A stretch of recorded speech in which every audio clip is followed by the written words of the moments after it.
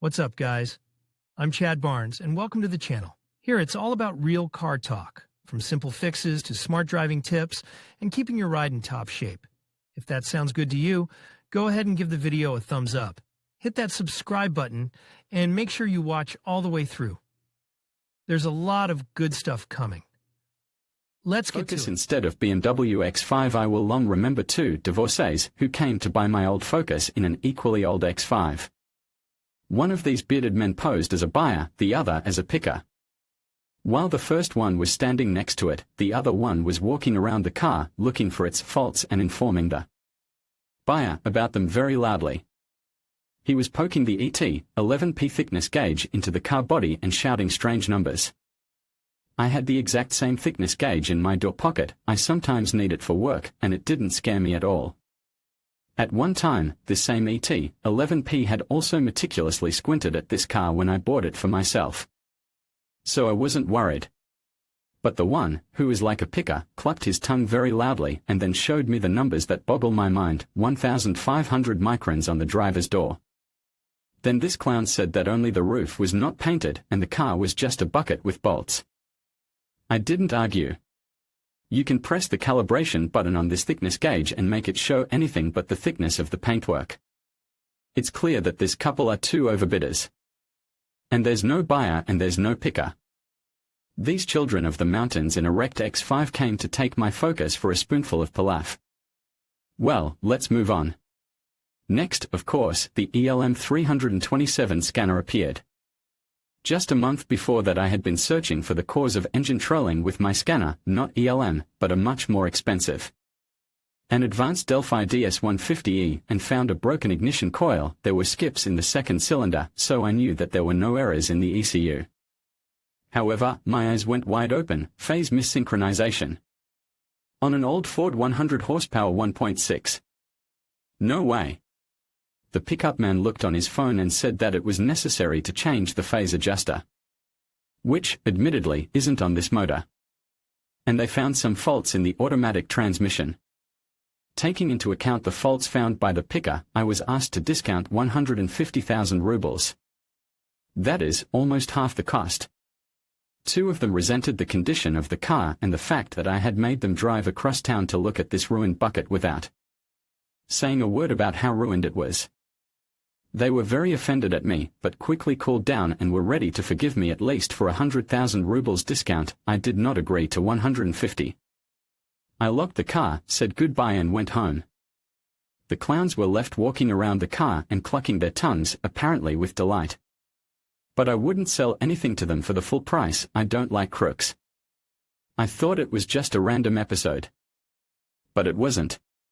The scheme of two clowns for one salesman now, it turns out, is used by many people. The principle is simple: the actor playing the picker, quite aggressively or at least authoritatively and aggressively lists to the actor buyer all the allegedly found flaws of the car. If the seller is not too strong in technique, he slowly becomes convinced that his car is living its last days and it is just necessary to dump this wood to anyone as soon as possible.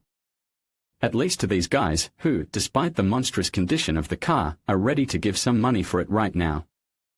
I guess it works for some people, because these clowns play their roles convincingly. Obviously, the skill of resellers is constantly growing. What can you do? The market dictates its own rules. I'm a professional. The second kind of people who have gotten my blood flowing while selling a car are the genuine, professional pickers.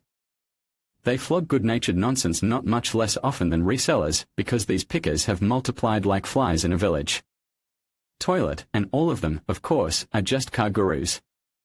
I once told a story about how one such weirdo reset the average fuel consumption readings on the BC of my car, and after 10 minutes of running the engine on the spot showed the potential buyer the consumption under 20 liters and per hour, not per 100 kilometers.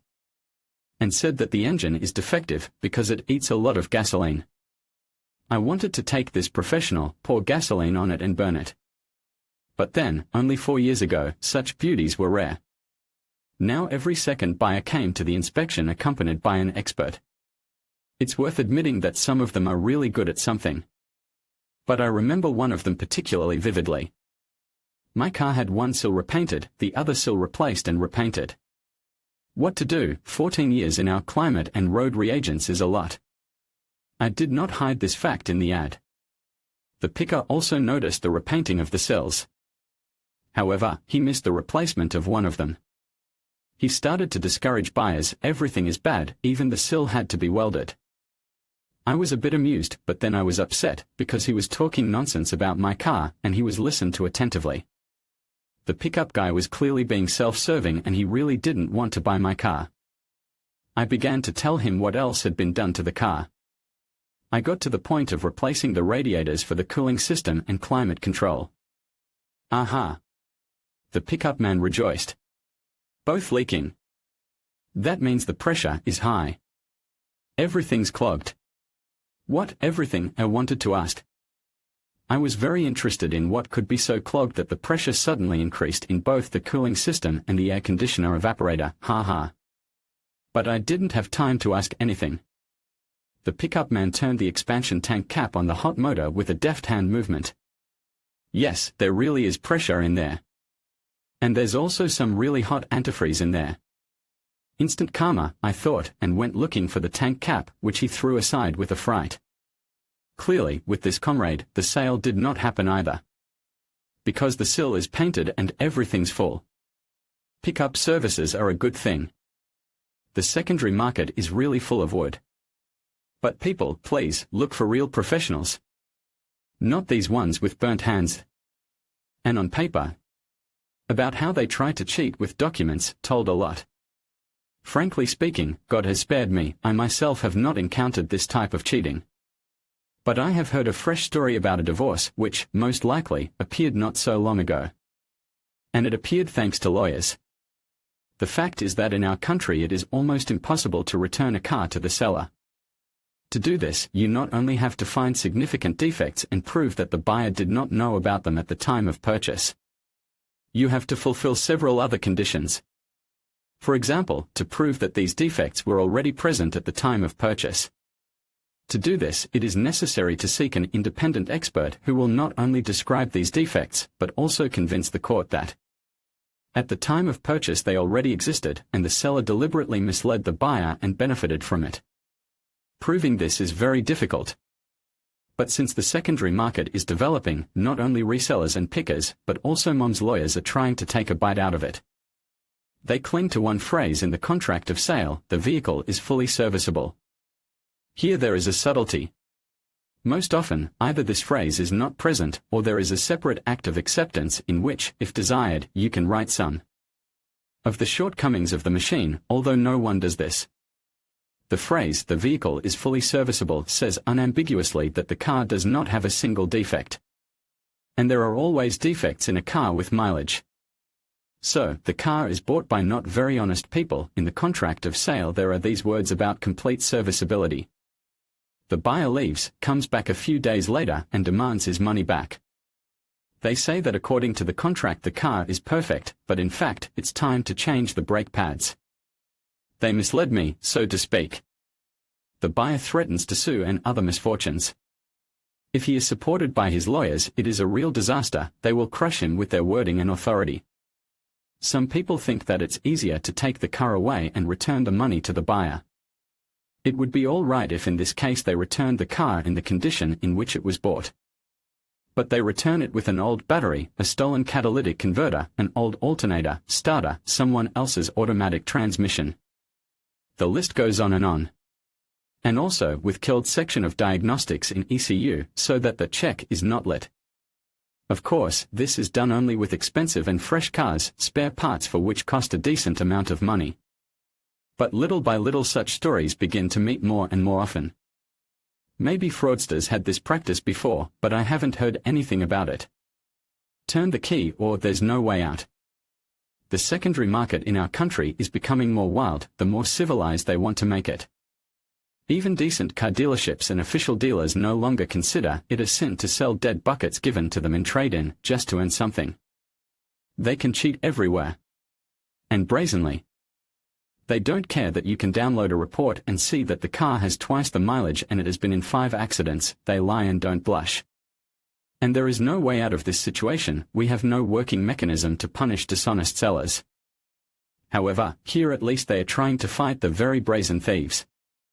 But when selling a car, the dangers can be even greater. Here the difficulty is that absolutely all the foolishness of the seller makes himself.